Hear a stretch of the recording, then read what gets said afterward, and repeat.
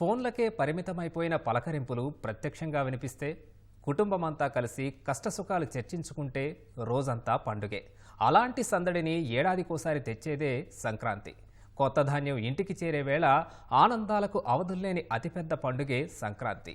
సరదాలు, సంప్రదాయాలు, అనురాగాలు, ఆప్యాయతలు, విందులు, వినోదాలు, ఆటపాటలతో చిన్న పెద్ద సందడి చేసే వేడుకే సంక్రాంతి.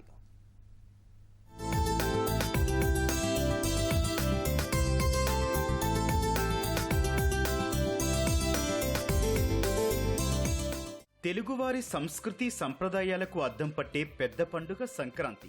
సంక్రాంతి అంటే సంక్రమణం. ఒక్కో నెలలో ఒక్కో రాశిలో ఉండే సూర్యుడు భోగి తర్వాత ధనస్సు రాశి నుంచి మకర రాశిలోకి ప్రవేశించడాన్నే మకర సంక్రాంతిగా పిలుస్తారు. ఈ రోజంతా సందడికి కొదవే ఉండదు.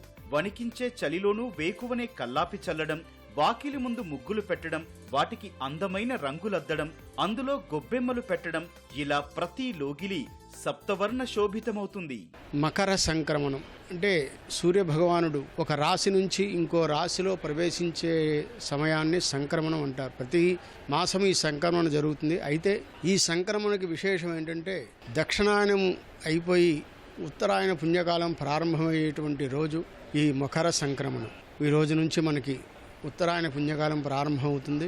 ఈనాటి నుంచి మకర సంక్రమణం నుంచి విశేషమైనటువంటి పుణ్య కార్యక్రమాలు, అలాగే దేవతర్పణం, పితృతర్పణం లాంటి విశేషమైన కార్యక్రమాలన్నీ కూడా ఈ రోజున ప్రారంభమవుతుంది. సంక్రాంతి రోజున నుంచి మనకి ఎన్నో పుణ్య కార్యక్రమాలు, అలాగే ముహూర్తాలు కూడా ఈ ఉత్తరాయణంలోనే ఉంటాయి. అందరికీ కూడా ఇది దైవ కార్యక్రమం, అంటే దేవతా ప్రతిష్టలన్నీ కూడా, అలాగే దేవతలకు సంబంధించినంత వరకు కూడా ఈ ఉత్తరాయణ పుణ్యకాలంలో మనం చేస్తాం. వీటి ద్వారా మనం ఎన్నో విశేషమైనటువంటి యోగాల్ని మనం కలగజేసుకుంటాం. అటువంటి ఈ రోజున అమ్మవారి శుభ అనుగ్రహంతో భక్తులకి, రైతులకి ప్రత్యేకించి ఈ రోజు నుంచి వాళ్ళకి పంటలు పండి అమ్మవారి యొక్క అనుగ్రహంతో వాళ్ళు సంపూర్ణంగా విశేషమైనటువంటి యోగం కలగాలని చెప్పి అమ్మవారిని ప్రార్థిస్తాం. ఇంతలోనే మంచు తెరల్లో సంకీర్తన వినిపిస్తుంది. అదే హరిదాసు గానం. మకర సంక్రాంతి వేళ శ్రీకృష్ణుడు హరిదాసుల రూపంలో వస్తాడని ప్రవచనకర్తలు చెబుతుంటారు. అందుకే హరిదాసులకు సమర్పించే కానుకలు నేరుగా కృష్ణ పరమాత్ముడికి సమర్పించినట్లే భావిస్తారు. ఇంటికో గుప్పెడు బియ్యమైనా దానం చెయ్యకుండా ఉండరు.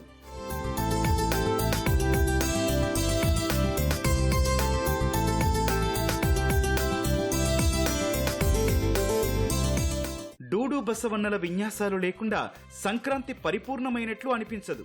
ఎత్తైన మూపురంతో శివలింగాకృతిని గుర్తుకు తెస్తూ ఇంటికి వచ్చే గంగిరెద్దులు వాకిట్లో వేసిన ముగ్గులో నిలుచుంటే ఆ ప్రదేశం పావనమైనట్లేనని పల్లె ప్రజల విశ్వాసం.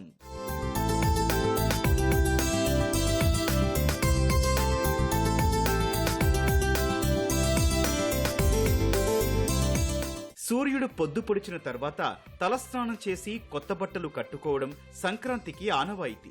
సంక్రాంతి వేళ అన్నదాతల రెక్కల కష్టం ధాన్యలక్ష్మి రూపంలో నట్టింట కొలువు తీరుతుంది. ఆ కొత్త ధాన్యంతో చేసిన పాయసం, పిండి వంటలు దేవుళ్లకు సమర్పిస్తారు. ఈ సందర్భంగా పితృదేవతలను స్మరించుకుంటూ వారికి వస్త్రాలు పెడతారు. అందుకే దీన్ని పెద్దల పండుగ అని కూడా పిలుస్తారు.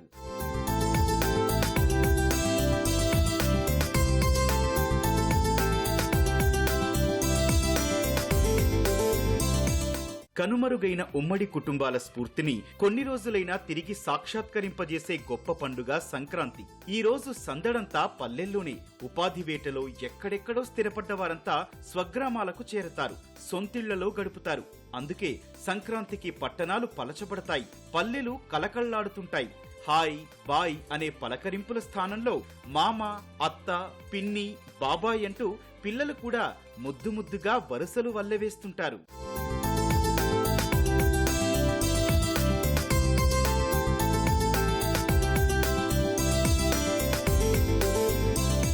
ఓ రకంగా చెప్పాలంటే సంక్రాంతి సంబరాలు మన ఆచార సంప్రదాయాలను పిల్లలకు విడమర్చి చెప్పే వేడుకలు. పట్నంలో ఆకాశంలో చుక్కలు చూసేవారు పల్లెల్లో నేలపై చుక్కల ముగ్గులు చూస్తారు. డీజే శబ్దాలతో విసిగిన వారు హరిదాసుల కీర్తనలు ఆసక్తిగా వింటారు. కార్టూన్లు చూసి ఆనందించే పిల్లలు గంగిరెద్దుల విన్యాసాలకు భలే భలే అంటూ కేరింతలు కొడతారు. స్టైల్ గా వేలాడే అమ్మాయిల కురులు పొడవాటి జడకొప్పెలుగా మారిపోతాయి. ఫ్యాషన్ దుస్తుల స్థానంలో పట్టు పరికిణీలు, జీన్స్ ప్యాంట్ల స్థానంలో పట్టు పంచెలు పండుగకు మరింత వన్నె తెస్తాయి. ఇక పెద్దల ముచ్చట్లు, కొత్త అల్లుళ్ల సరదాలు, కొంటె మరదళ్ల అల్లరితో తెలుగులోగిళ్లు ఆనంద నిలయాలుగా మారిపోతాయి. అందుకే సంక్రాంతి సకల శుభాల క్రాంతి.